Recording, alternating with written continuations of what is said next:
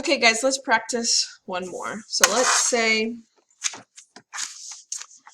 they ask you to round the number 173,862. Let's say to the nearest 10,000. So I'm going to just draw a quick number line. Doesn't have to be super pretty. It's going to work.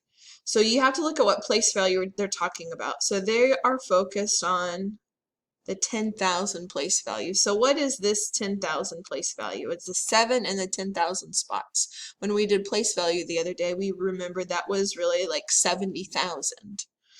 So on this side, I'm going to put, right, 170,000.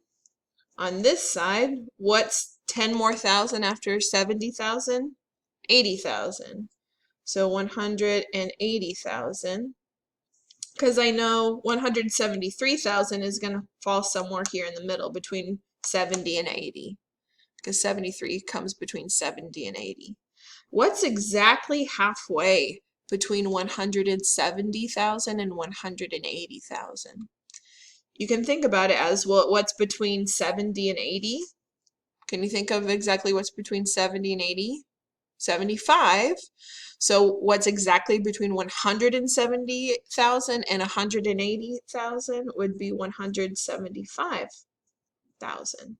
So if that's the halfway point, look at our actual number here.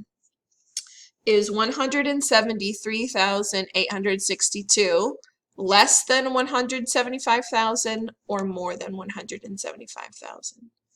Well, I know 173 is less than 175, so I know it's going to end up somewhere over here on the less side. So if it's on the less, if it is less than half, it's going to round down. So the closest 10,000 spot that it's closest to is 170,000. 173,862 rounded to the nearest 10,000 is closest to 170,000. You guys are going to try some more of these on your own down below and submit your answers. Good luck.